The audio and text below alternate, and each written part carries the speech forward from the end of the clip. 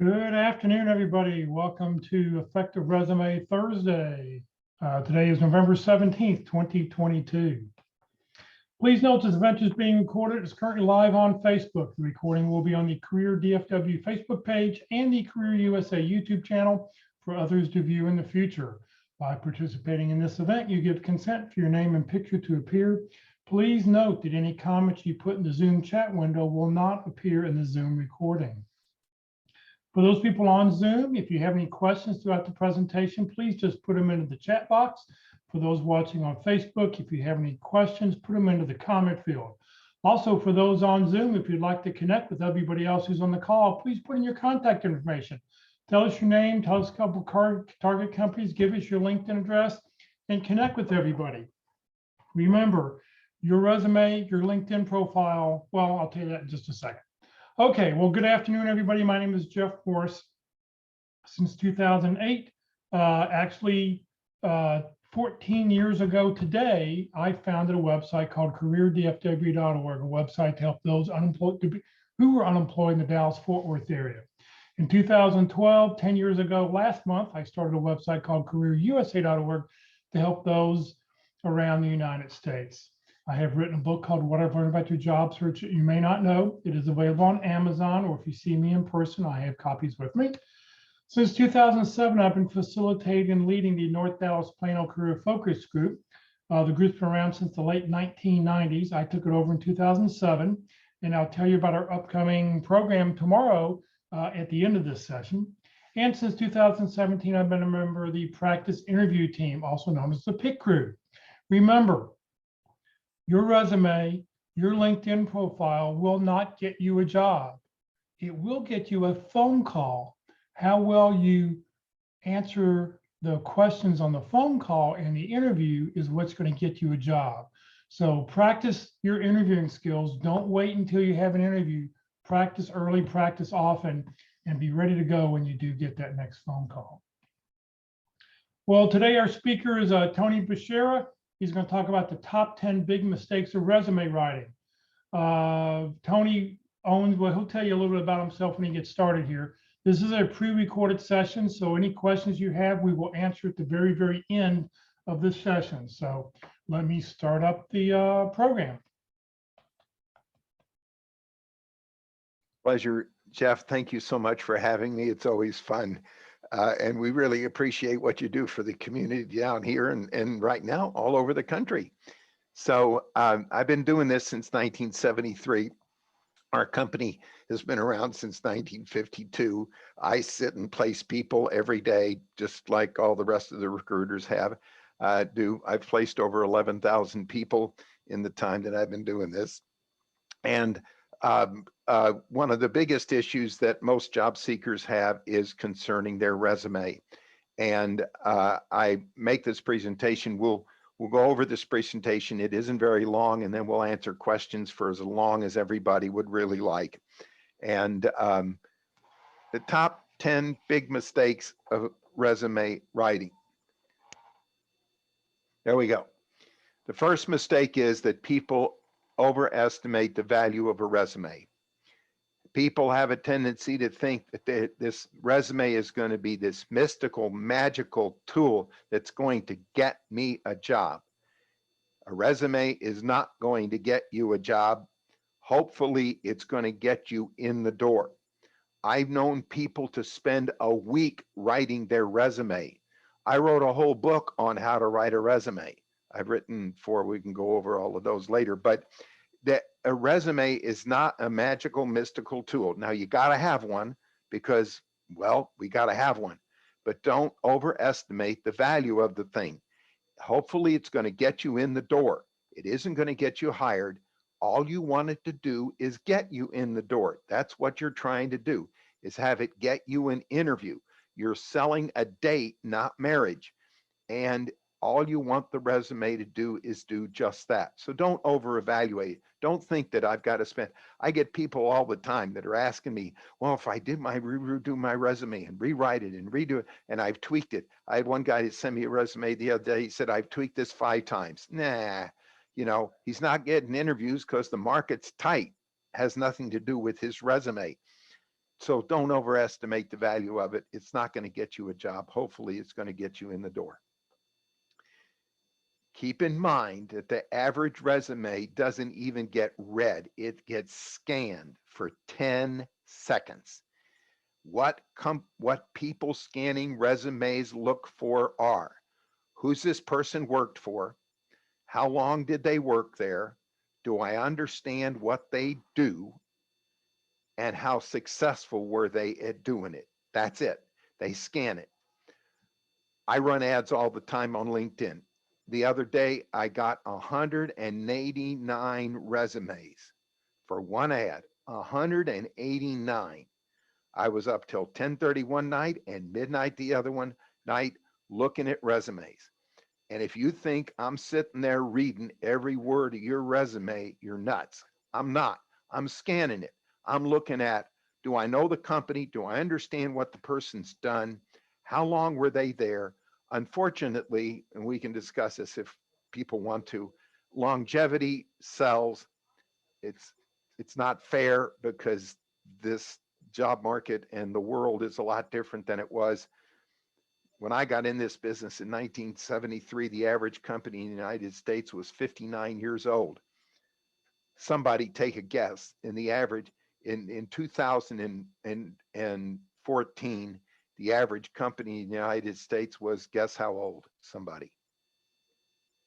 12 years old. So companies don't live very long. So there's a lot more turnover, and but it's because of the companies. But people look at how long has a person been there, and then I look for, do I understand what they did, and then how well did they do it? And well, we'll get into what you need to write about that in a second. People underestimate the number of resumes an interviewing or hiring authority receives. On average, it's somewhere between 150 and 180. The odds of getting an interview, getting a job by posting your resume to a job that you see online is 1 out of 100 and I'm sorry, 1 out of 350 to 400. Because what happens is 60% of the people that are looking at your resume aren't even the hiring authority. They're not even the person that's doing the hiring. It's not even the job that reports to them. They've given it to some minion or somebody in HR or somebody, and they say, look for this or that or that or this in a resume, and then get them to me. That person doesn't really know what they're looking at. They come up with maybe 20 or 25 that they parse out. The first 25 kind of win. Then they'll pick 6 or 7 of those and send them to the hiring authority. And if the hiring authority likes 3 or 4 of them, he'll interview those. So the vast majority of them never even get looked at. Now I have to look at the 150, 160 that I get because I'm looking for a number of different things in the people that I'm looking for.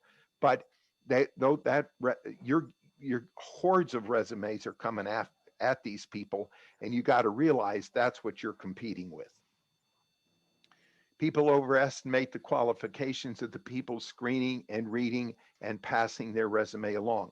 As I mentioned, 60% of the people that are looking at a resume don't really know what they're looking for as far as the quality of a person's background or experience or what they do. Somebody's telling them, look for somebody that has experience at A company, B company, C company, or D company, and that's all they're looking for. And they pull that out, and they don't know what it, so you can't overestimate that the people that are scanning your resume may not even be qualified to know whether your resume is of value or not.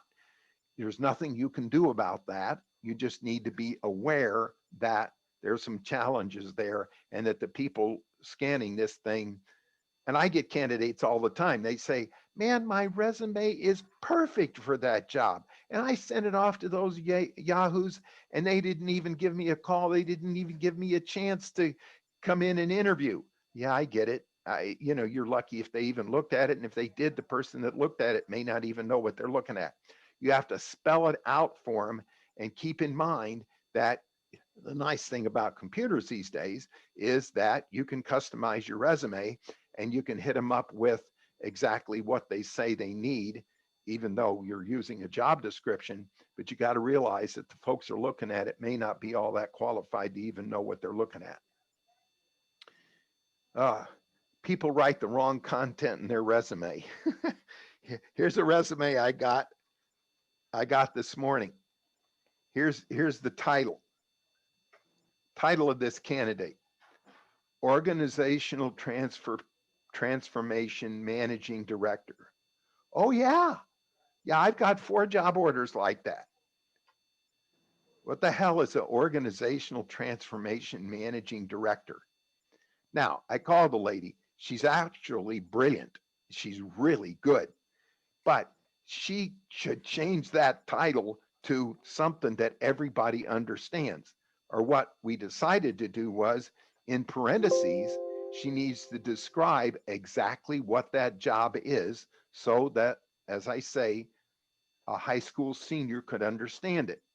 And what she does is she helps the clients of the firm she works for uh, decide on what kind of technology they might need. But you'd never know that from that title. If your title isn't something that everybody can understand by just looking at it, change your darn title. I tell that to candidates all the time, and they say things like, well, that's not what my company calls me. I don't give a damn what your company calls you. Change your title so that somebody reading it understands. Account manager, account executive. I place primarily salespeople. Account executive, account manager, account director, VP of sales. Lots of people's VPs of sales are just salespeople. So change the whole thing. Just put sales, because that's what the client is looking for. And then in the content of your resume, put a job description that anybody can understand.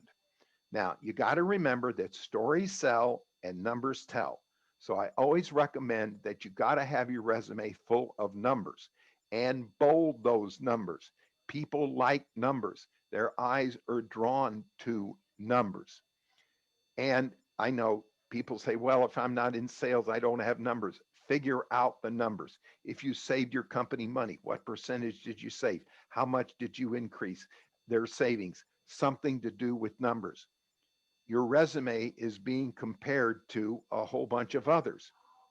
And if your resume is filled with and loaded with numbers that make you stand out, then it's going to be picked up by somebody more likely than good written and verbal communication skills. If I see that again, well, I can't say that because I will see it again, but I want to throw up.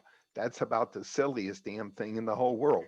By the time you graduated from college, if you don't have good verbal and written communication skills, you probably didn't graduate. So put the content in there that somebody, you've got to communicate. This is why you should interview me, because this is what I'm going to be able to do for your company, because this is what I've done for other people's companies. Resume format is distracting. Oh my goodness. I get ones with columns down the side and they're colored in purple and they've got people's pictures on them and they've got their phone numbers down at the bottom of the page when nobody can see it. They've got squiggly lines. They've got flu stuff. They've got clouds. They've got all that kind of distracting junk on there. Um, don't do that. Simple word format. Uh, no columns, no colors, no distracting stuff. I got a resume this morning. The guy didn't even have his phone number on it. If I didn't know him from years past, you're competing with 150 other resumes. If I look at your resume and I can't call you, what do? I press delete and I go on to the next one. You may be the best qualified candidate in the world. Put your name, your email address, and your phone number up at the top of the resume. Your LinkedIn profile doesn't hurt to have that there. And make sure the numbers in your phone number are big enough for people to see on a screen, and don't make them light gray. You may think it's cute, but if I can't read it, or I'm old and my eyesight isn't what it used to be, it's delete and on to the next one. So please keep that format simple. Um, Jeff has an example of a resume that he sent me the other day. Use that, exactly what he tells you to do. It's just perfect. Nice, simple, bold. You can see it, big enough letters that you can read it easily, and you know how to contact people real quickly. Because most of these employers, if they see what they like in 10 seconds, they're going to pick up the phone and call you. And that's exactly what you want them to do. But don't let that format get distracting. You may think it's cute. I'm working on a director of marketing job, and these people are sending me resumes with all this flu stuff on it. And they may think it's cute if you're marketing a car or whatever the dickens you're marketing, but it isn't cute when you're marketing yourself. So don't do that. Oh, cover letters. I One of the books I wrote on resumes, this was a number of years ago, but I did a survey of about 4,000 employers that we worked with, and I asked them all about cover letters. The biggest response we got was, I only read the cover letter if I like the resume. So my recommendation is, don't send cover letters. You're going to be emailing most of your resumes. It's not a bad idea to put in an email, here is why you should interview me, and give maybe 4 or 5 bullet points as to why you should be interviewed along with your resume. Sometimes people will look at those bullet points, won't even look at your resume. They'll just call you if you do them the right way, but 4 or 5 points. Don't make it more than that. We have a tendency, when we read on the screen, we don't read on the screen like we read on a book or something in our hand. Psychologically, when people read on the screen, they begin in the middle of the page. Their eyes go to the left, and then it goes up the left-hand margin, and then they look at the top. So that's why you want the most important stuff about in your resume in the very middle of that first page.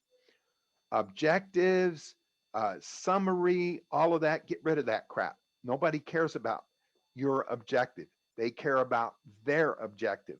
Summary, nobody cares about a summary. I get summaries all the time where they summarize. I got one time. Now this was a number of years ago. The guy's summary was #1 salesperson in the country. So I call him up. I'm trying to talk to him. He was #1 salesperson in the country in the company he was with 10 years ago. Now who cares about that? I mean, nobody. So don't do that stuff. Start out with experience, who you worked for, the dates you were there, what you did, and make it real clear how successful you were. Sending a cover letter, I guess if you want to waste your time doing it, but nobody cares about reading them, and 9 out of 10 times they don't get read anyhow. So um, most people sit there as they're writing their resume thinking that people are going to read this from top to bottom, every first page, second page, third page, fourth page. They're not. They're scanning whatever you got, and then they're deciding whether or not they're going to interview you. So the more efficient you are with what you say and how you say it, the better off you are. Cover letters are a waste of time. One size fits all resume. Thank God we now have computers. When I got in this business, we didn't even have fax machines. We mailed resumes to people. um, uh, but one size fits all. Change your resume up to, most people do this, but it's a mistake. They send, hey, just want to send resumes, because they're email blasting resumes all over the place. and they got bots now that just send resumes to LinkedIn advertisements and things like that. Try to customize your resume as much as you possibly can. It's not hard to do. You find out what a company is looking for. Um, I've even, we try to talk to a hiring authority to find out what they're looking for. You got to remember that most job descriptions are written by somebody that really doesn't have anything to do with the job. So it's better than nothing to try to match your resume to what the job description is, but you want to try to customize your resume to fit the job, the company, the size of the company, what they're asking somebody to do. But don't have one size fit all and just email blast the thing out, because they're looking at too many resumes. Mistakes: length, objectives, summaries, dates, titles, and some of the basics. Length, I recommend no more than 2 pages, but yeah, I had a deal the other day with a candidate that the company didn't want to interview him because I placed technology salespeople. The complaint of the hiring authority was the guy doesn't seem to have any technical experience. Well, he cut off his resume. He said, I only went back 13 years. I spent 14 years before that as a developer. Well, to my client, that would have been really important. Once I told my client that he had 14 years of development experience, the guy interviewed him. So, uh, that's a tough one. 2 pages, it used to be a rule of 2 pages. I'd say that's probably right. If you have to go to 3, that's probably okay. If you go much longer than that, again, remember they're scanning this, and the further back they go on your resume, the less interested they are. If you have important stuff in your career, like graduated from Yale. I've got a candidate that graduated from Yale. He puts it down at the bottom of the page. I tell him to put it at the top of the page. I had another candidate who graduated from the military academy. He was captain of their football team. And I mean, the guy had some stellar stuff. So I tell him to put that at the top of his resume, because that kind of thing really sells. Graduating cum laude from Harvard or Yale or someplace like that, that kind of thing sells. I don't recommend objectives and summaries for the reasons that I mentioned before. Dates. I need to explain this. I get resumes at least once a day where people break down, and I hope I make this clear. They break down every job they've had in a company date by date. So they'll put down 2 years with one job, 2 years with another job, 3 years with another job below it. And it looks like they've had 3 jobs. Well, they did, but they were all with one company. So what you want to do is put in bold letters the company, and then over to the right at the very beginning, top of the resume, experience, the total number of years you were at the company. And then under that, the different jobs you've had, maybe not in bold, and then in parentheses, or you don't even need parentheses, the dates of those jobs, because you don't want to look like you've had 4 jobs in 4 years. You may want to look like you've had 4 jobs at the same company, but put the total number of years you were at each company to the right in bold, so that people can see you were at one place for a long time. So watch out for your dates. Titles, I've pretty much explained. If the title isn't something everybody can understand, change it. Okay. And then basic things like keeping it as brief as possible. Um, uh, Try not to use I and have this long written format. Gosh, I got a resume, God bless him, from a guy the other day. It was 12 pages long, and it literally, and it started out with, my first job out of college was blah, blah, blah, blah, blah. It was just awful. So keep to the basics. People want to know, where'd you work, what'd you do, How well did you do it? And do I understand it? And how is it going to relate to what I do? And then the 10th mistake is they have the wrong resume strategy. And the first strategy is send it off to every job that I see posted. You're much better off to try to find out who the hiring authority would be and get that resume in front of that hiring authority. So people say, well, I don't know who the hiring authority is. Oh, cut it out. If you're an accountant, you're probably going to be working for a controller. So you go online and you find out who's the controller. And you say, Dear Mr. Controller, here's my resume. I understand you might be looking for an accountant, and I'm a good one, and here's why. If you're a salesperson, you're going to report to a sales manager, a vice president of sales, or whatever. If you work in the warehouse, you're probably going to report to the warehouse manager and all of that kind of thing. If you send your resume to the HR department, and I'm not saying they don't do a nice job, but they're so overwhelmed with all kinds of stuff, the chances of you getting any kind of audience with them isn't very good. So you got to try to get the strategy of your resume is to get that resume in front of the hiring authority, the person that's actually doing the hiring, so that they are looking at it. And then as you email them that, if you can follow up with a phone call, that's even better. I've known candidates to call a person, leave a voicemail. Dear Mr. Smith, I understand you might be looking for a good whatever you are. I'm sending you my resume. Make sure you look at it. I'm really a good employee, and you would really appreciate all I can do for you. So take that strategy of that resume and expand it other than just applying to um, online job postings, because the probability of getting a job that way just really isn't very great.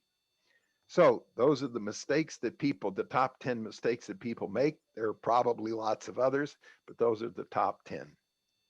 You got to remember too that so much of this comes down to, we call it around here, judging pain on the part of a hiring authority. Sometimes people just don't have a lot of pain. And I've known companies to post uh, uh, jobs. They really aren't looking for anybody. They just want their competitor to think they are.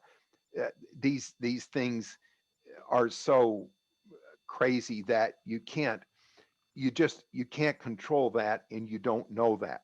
So you do the very best you can with it. But you got to realize there's a lot going on in the interviewing process that you don't know about. You think that there's a sense of urgency. There may not be a sense of urgency. You don't know that. How much pain an employer may or may not have, you don't know that. So there's not much you can do about that. And just do the best you can. And you got to just kiss a lot of frogs before you find the prince. All right, David had a question, for dates at a job, include just years or years and months? Uh, it used to be that I have mixed emotions about that. Um, I'd put it this way: if your stints were short, I'd use years. If your stints were long, I wouldn't hesitate to use months.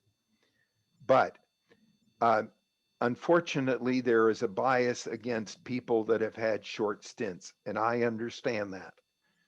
Most employers would like to hire people that have been in their last job for a long period of time, because psychologically they think, well, if they've been in that job for a long period of time, they'll be in my job for a long period of time. But 60 to 70% of the reasons that people aren't in long jobs really isn't the fault of the candidate. So do whatever you think is best. Whatever is going to make you look like you've been in that position the longest, use those dates is what I would recommend. I want to say again that resume that Jeff has is really, it's as perfect as you can get, and it's so simple it's almost stupid. So you know. Right, yeah, keep it simple and important thing, right. All right, so Stephanie says, I'm a freelancer, so my jobs are temporary and sometimes short. Yes. Do I include all of those? Do I write freelance as my company or what do I do? Okay, absolutely. And put in parentheses contract work. I'm a freelancer. Here are the kind of projects that I've worked on, and then describe the projects in one or two sentences. The kind of people that are looking at your resume know that you're a freelancer, know that you're a contractor. It's no real big deal. Now, the people that are looking for somebody for a permanent job, if they see contractor, contractor, contractor, they're going to be a little concerned about that. I place a lot of IT recruiters, and the concern for a lot of companies and staffing firms, for instance, they're sometimes reluctant to hire a contractor that's been a contract recruiter because those people usually make more money than what a company will pay in a salary. So their fear is I hire this guy or gal, and then somebody comes along and pays them 50 cents an hour more, and they run off to that contract. So, but if your profession is freelance, let people know you're a freelancer and describe the projects because the kind of people that are going to be interested in you are going to want to know what kind of projects have you done, and that's going to enhance what you've done. Somebody's asking, do we need areas of expertise on our resume? Should we list 6 or 8 bullet points, or 9 bullet points showing? Yeah, that can't hurt, but I got to tell you the if they're so broad, they don't say anything. That's the problem you run into with a summary and let alone objective. The summaries are usually so broad. You know, if you're the number one sales guy in the country, I want to know where were you that. So you want to put that point in in the body of where you worked. So if you worked at XYZ company and you were the number one sales guy in the country, that makes sense. When you just put that up there, usually people put it at the summary at the top, that has no context. It doesn't mean anything. It's like words of persistence, determined. Um, um, yeah. Well, what's that mean? I wake up every morning. I eat breakfast. I mean, that doesn't mean anything.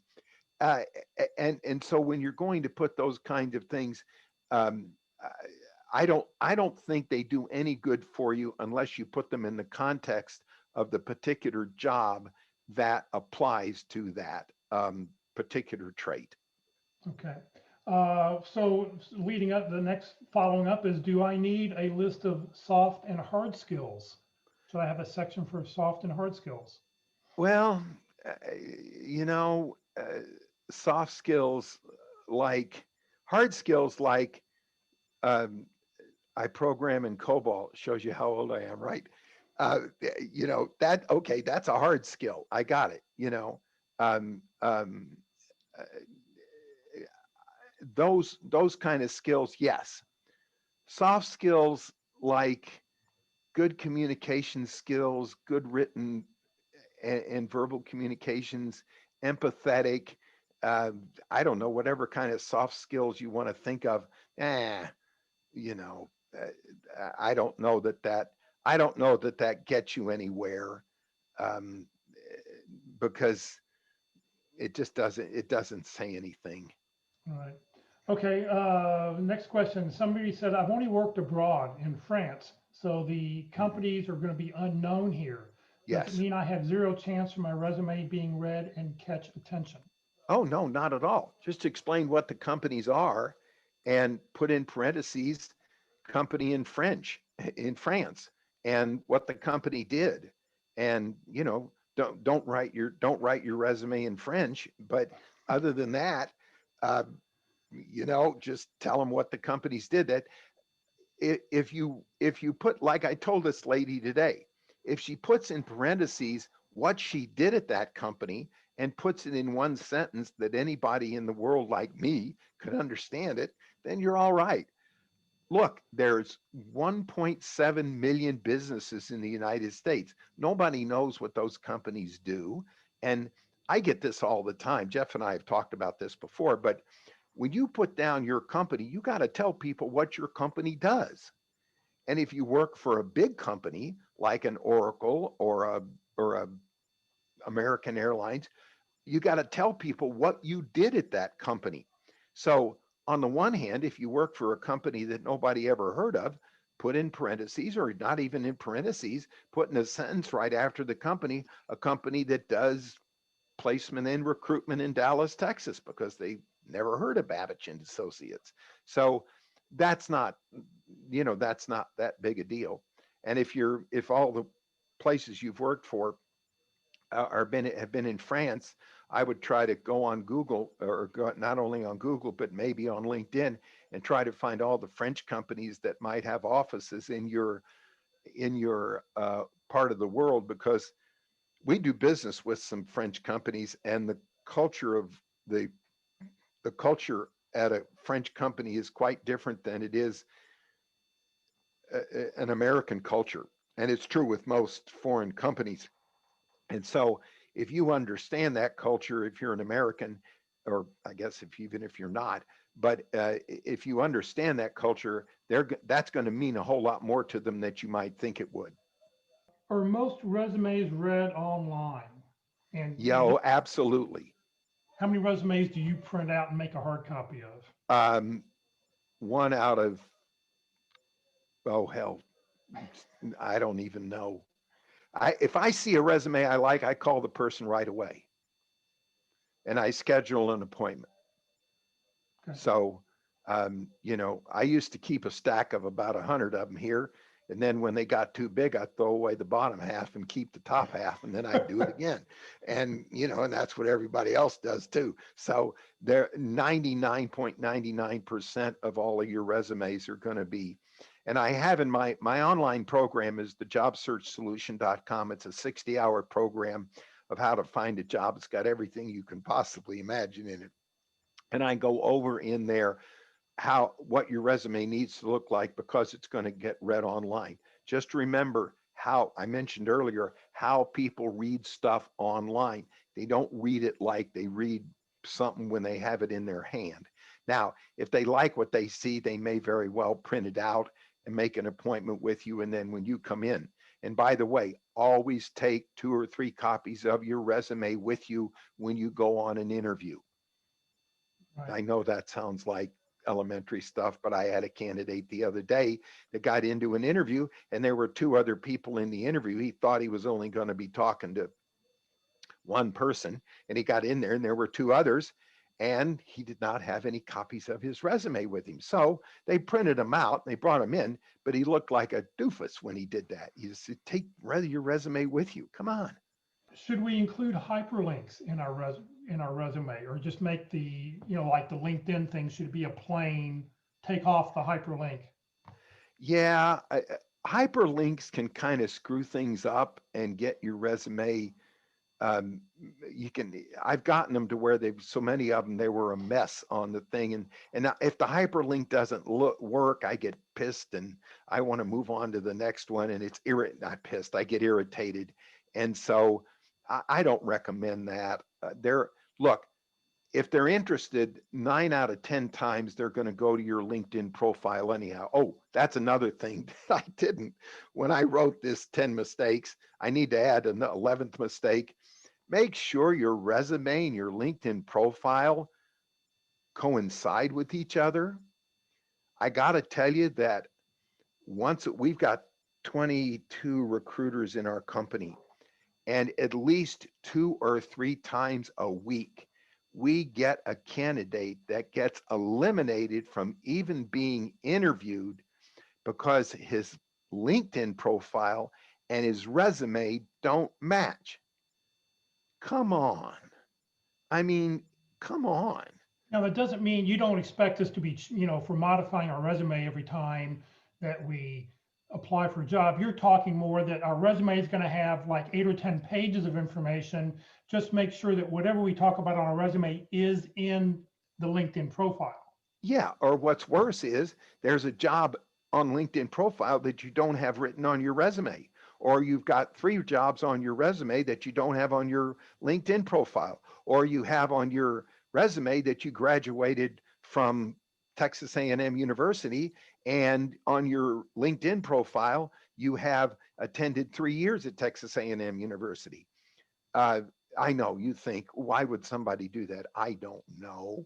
I've been doing this for 47 years. There's a lot I don't know why people do what they do, but you got to make sure. Now I'm talking about Jeff basic stuff that you wouldn't, leaving out jobs, leaving out stuff on one and not on the other.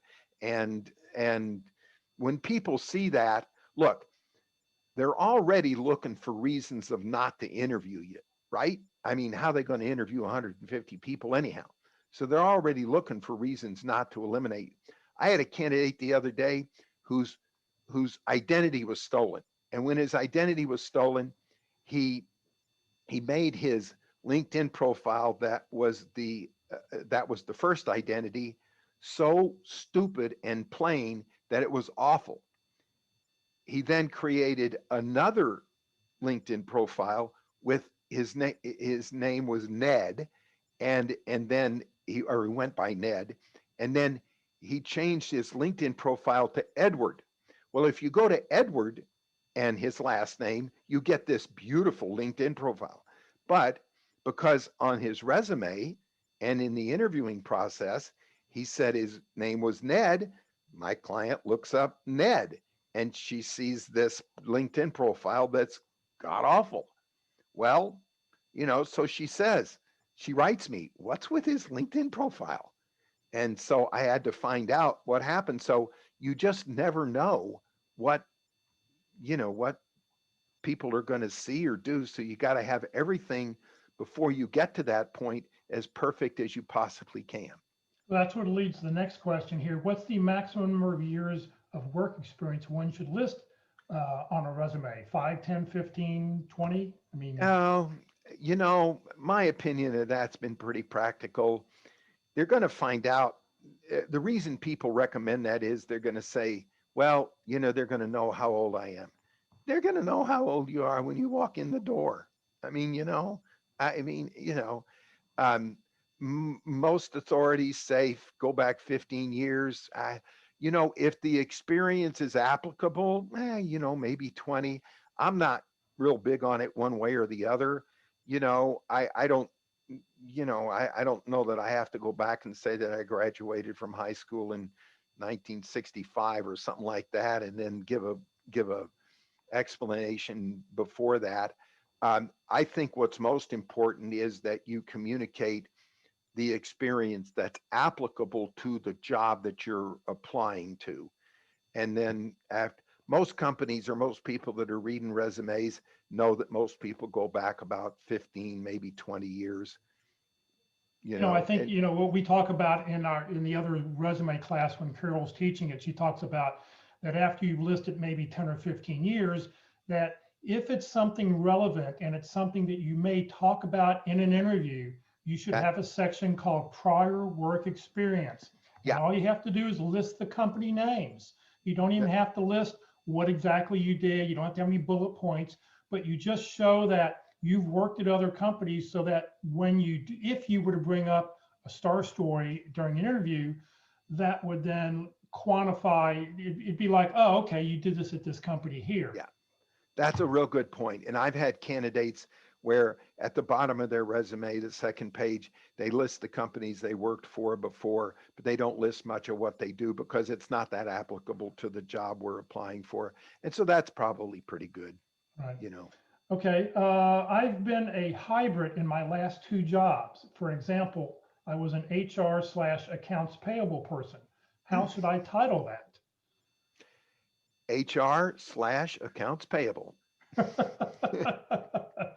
That, that pretty simple, and then describe what you did and how you did it. And, the people that are looking for somebody in HR are going to look at the HR stuff. The people that are looking at accounts payable are going to look at the accounts payable stuff. And,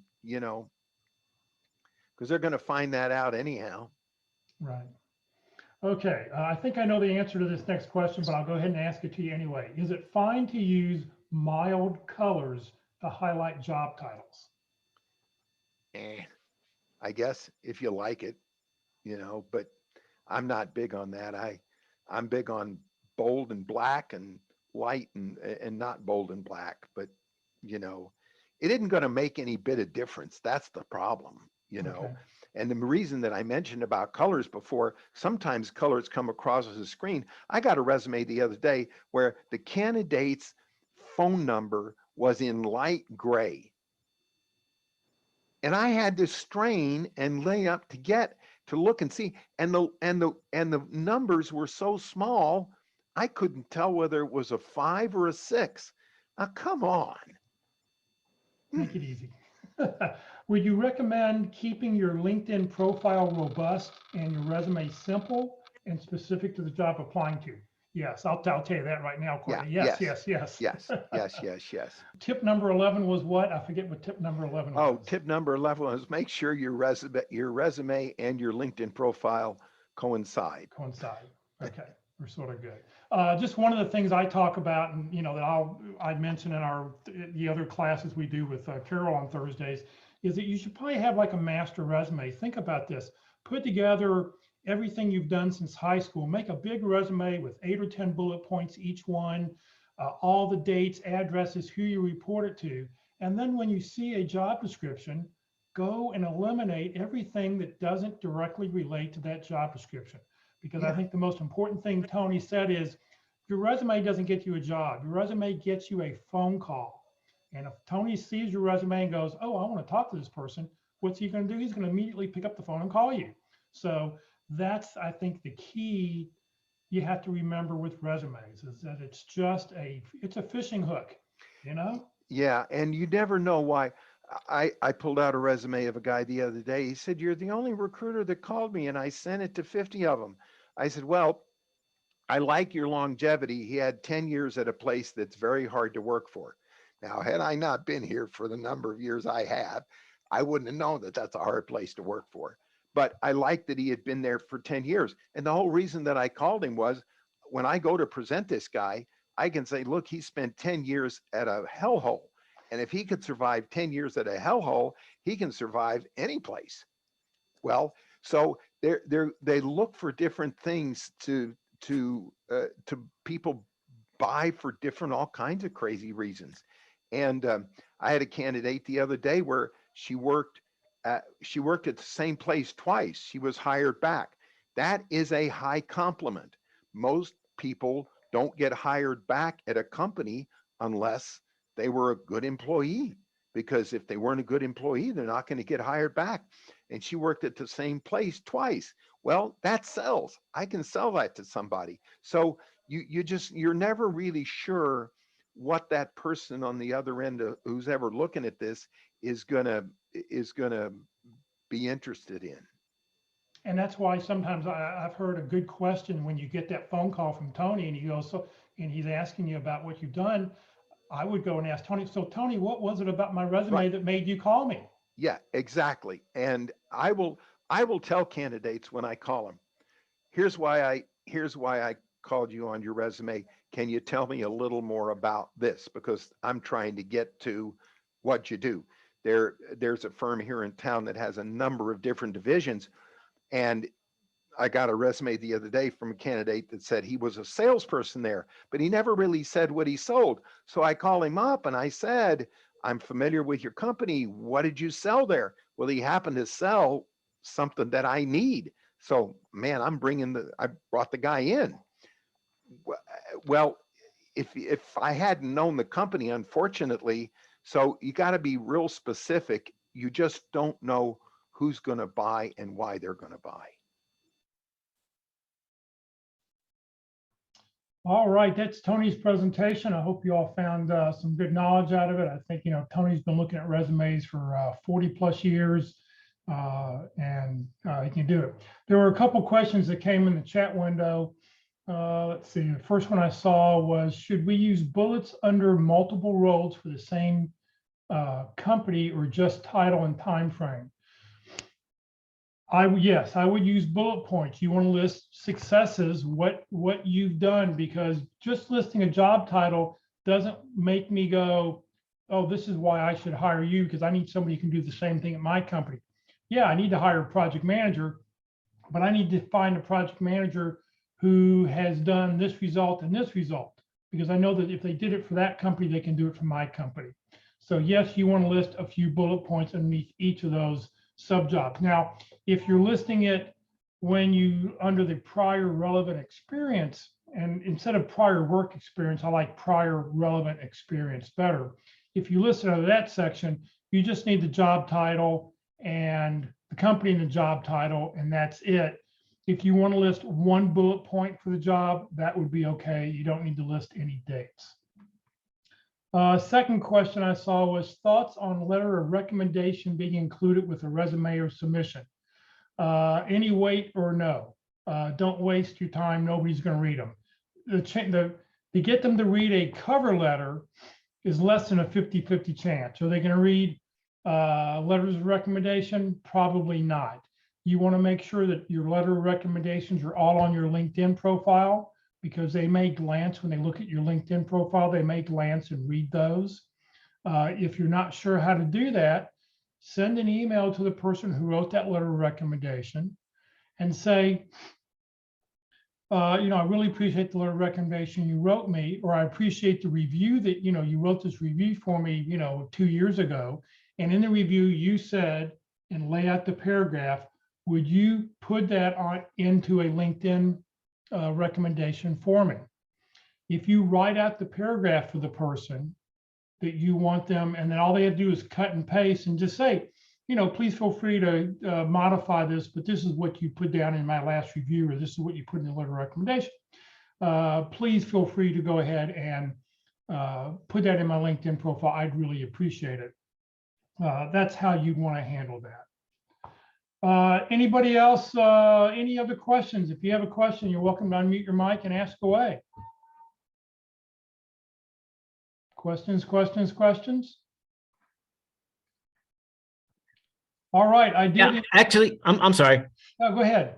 Yeah, so what do you mean by not including a summary on your resume? Well, all right, so he's not big into that little, the little like 3 lines at the very top of your resume before work experience. It just sort of says, this is who you are. If you look at the sample resume that I put in the chat window, you can download. And for those on Facebook, I'll give you an email address where you can email me and get those at in just a second. I'm okay with the 3, no more than 3 lines summary. I'm okay with that, but it has to be edited. It has to be exactly coming out of the job description. You want to make it so easy for somebody to go, here's my job description. This is exactly who I'm looking for, because you're telling me this is what you've done. This is telling me who you are, using the same keywords, the same information. So, he's not a fan of those. I mean, you don't put an objective. An objective says, this is what I'm looking for. This is what I want to do. A summary says, and you don't put the word summary, you put, instead of summary, you list the job title you're applying to, or, a major skill. If you're looking for a district sales manager, you could just list sales and then list a 3-line sentence, 3-line paragraph, with a couple skills of what it is. Look at that sample cover letter, sample resume that I sent. I think that will, sort of, make it match for you or help you out there. I'm okay with them. Like I said, listen, there is no right or wrong way to do a resume. I could get 10 people, 10 different resume experts, throw them in a MMA match and have it a knockdown drag out until you come up with the perfect resume. And the winner will be the strongest candidate who killed the other 9 people, knocked down the other 9 people, because everybody wants something a little bit different. They're used to seeing a little bit different. So when you put your resume together, we can only give you recommendations, and he gave you his top 10 recommendations. Do what he's talking about. Tony doesn't like summary statements. I'm okay with the summary statement as long as it's not baloney. I mean, as long as it matches what's in the job descriptions, it tells me, yes, I want to read more. I want to see more about what it is you do. So there's no perfect resume. You have to feel comfortable with what you're doing. And I guess it boils down to this. If you're getting phone calls about your resume, something's correct. If you're not getting any phone calls about your resume, you may need to modify something so you start getting phone calls. That's the sort of the whole key. All right, anybody else? Any other questions? Actually, I have more, but I'll Yeah, go let, ahead.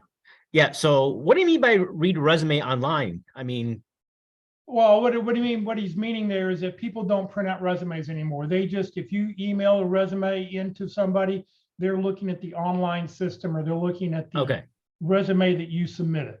So that's what he means by online. okay.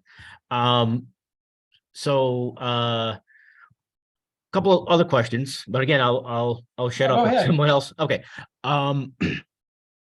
What about contract dates? So for example, I was a contractor for Verizon for a few months and then they converted me over to full-time. So should I mention that I was a contract between like this date and that date and then converted to full-time, or I would write down one line, hired as a contract, I would put it all underneath one, since you got hired full-time, I would include those 3 months or 6 months before in the overall Verizon date line, 2000, 2020 to 2022 or whatever it is. List that in the order date. But in the very first line, I would say hired as a contractor, went full-time 6 months later or 3 months later. okay. What about a gap in resume? So for example, I used to work for Texas Instruments. I left in November of 2013 and I started Verizon in February of 2014. Not a big deal. That's not, Okay. that's not a gap. That's normal. Okay.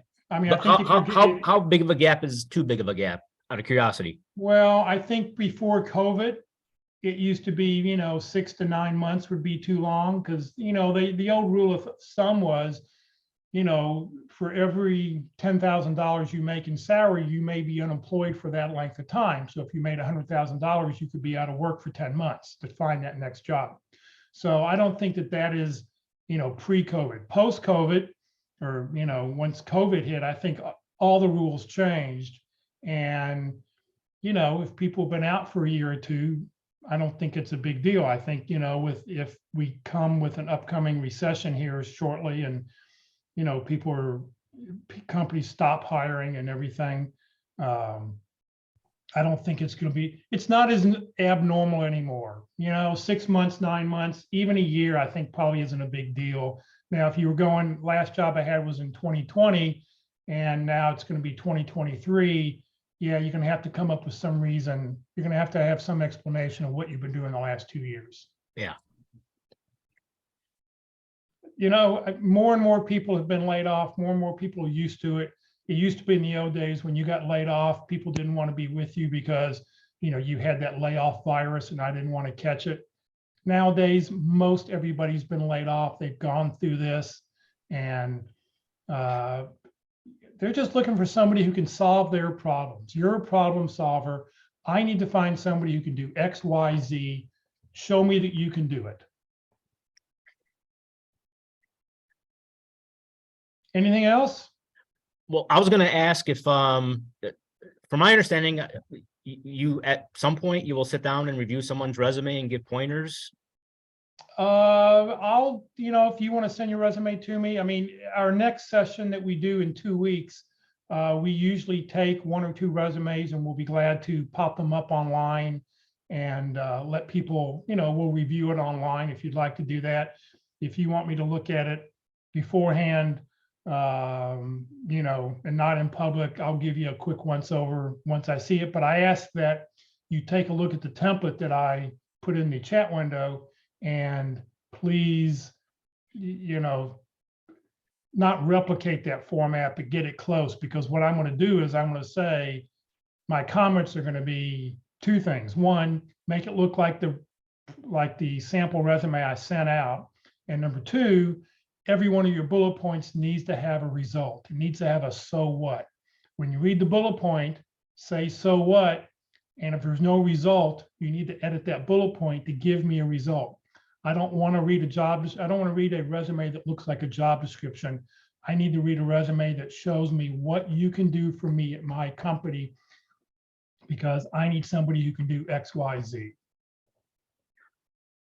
Okay, I'll wait for the next session, which means I need Okay. to go back, maybe change a few things. Yeah, most people do. Yeah, Let's and see here. There was another question. Alexandra asked, what format should the resume be sent in? I've heard DOCs or TXT is best. When you apply online, if you're applying to an ATS system, an applicant tracking system, do whatever they recommend. Personally, if they'll take a PDF, that would be my first preference. Second preference would be a doc file.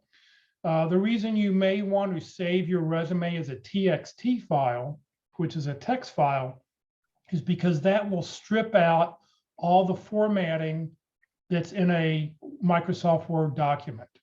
And there's well over 100 different ATS systems out there, and every ATS system is going to handle things different. A lot of them can't handle a hyperlink. Some of them can't handle an underline. Some of them won't handle bold. Most of them don't handle tables or headers or footers. So by saving it as a TXT file, you're going to see the generic part of it. But the nice thing is, if you can attach a resume, attach it as a PDF file, and here's the reason why.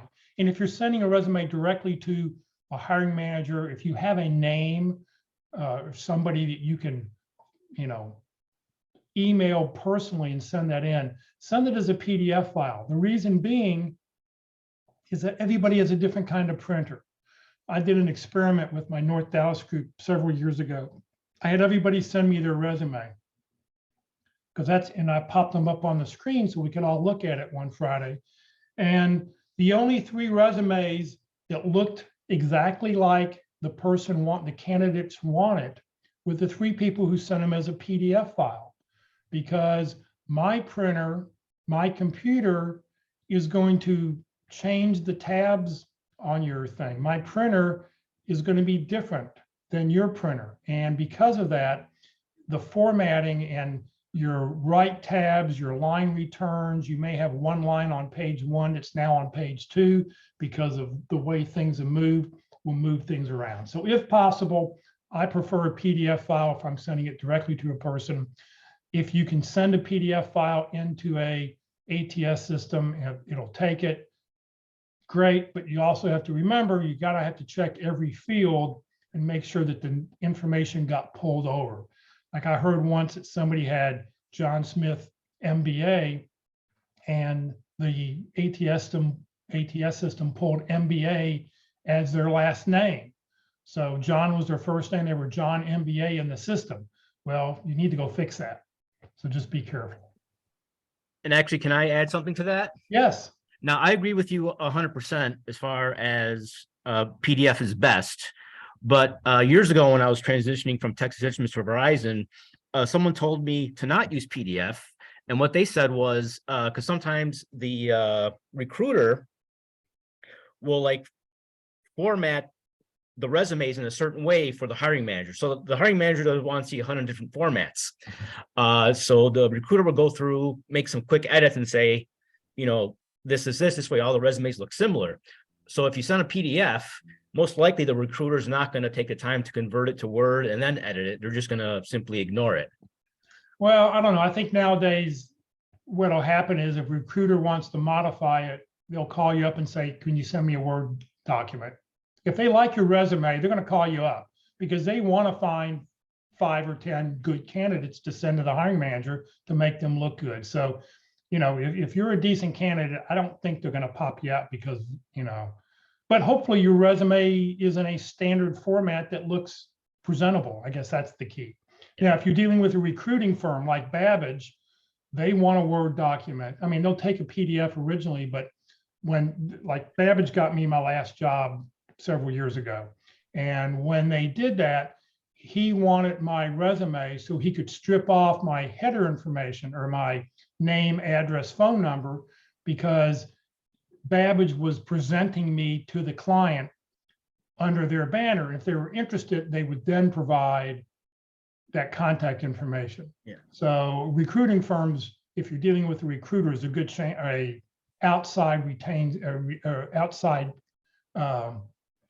contingency recruiter, it's a good chance they're going to want a Word document that they can go modify. But nowadays, PDF files can be edited. You know, it's a simple piece of software. You can go edit a PDF file nowadays.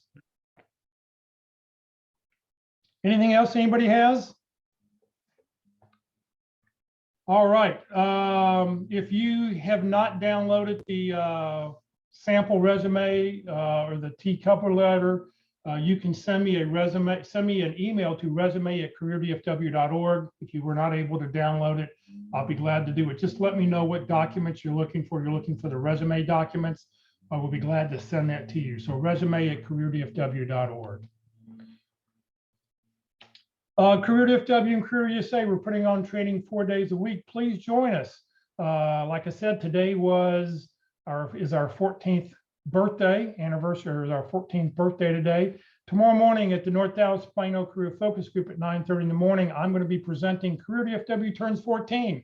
I'm going to tell you a little bit about the history of Career DFW, why I started it, we'll take a look at the websites. I'll point out, some things on the website you may or may not be familiar with. And then I'll share some of the, just some career tips and things that I think that you need to be working on in your job search. So the group does meet in person. If you live in the Dallas-Fort Worth area, you're welcome to join us in person, or we will be online on Zoom or Facebook Live. We will not have any sessions next week because it's Thanksgiving. So our next resume session will be in 2 weeks on December 1st, but we'll be back the week after Thanksgiving with LinkedIn Tuesday, interviewing Wednesday, effective resume Thursday. So you can join us in 2 weeks. So happy Thanksgiving to everybody who's out there.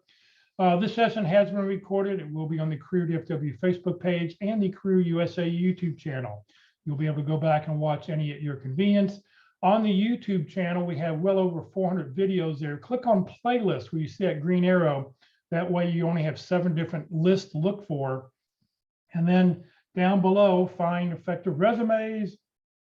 At the bottom, where you see that red arrow, click on view full playlist, and up will come a list of all the different dates and topics and titles, and you can go find whichever video you like to go back and watch at your convenience. If you're not receiving emails about our workshops and you'd like to join the Career USA mailing list, please send an email to Career USA, +subscribe@groups.io. You'll never be spammed, but what you will get is the title of the day, the topic of the day, and most importantly, the Zoom link of the day. That way you'll be able to join us every time we're doing another production. Please remember, Career DFW is a 501c3 nonprofit organization. All of our speakers are volunteers. I'm a volunteer. Everything I've done over the last 14 years has just been to help you land your next great opportunity. So, whatever, hopefully we're in the seasons of thanks. Please be sure to check out our career tip of the week next week. It's just a few things that I give thanks for, and I want to share those with you. So be sure to check that out next week. So thank you very much for joining us today, everybody. If we don't see you tomorrow morning, have a very happy, safe Thanksgiving, especially if you're traveling someplace. And we'll see you all in 2 weeks. Thank you.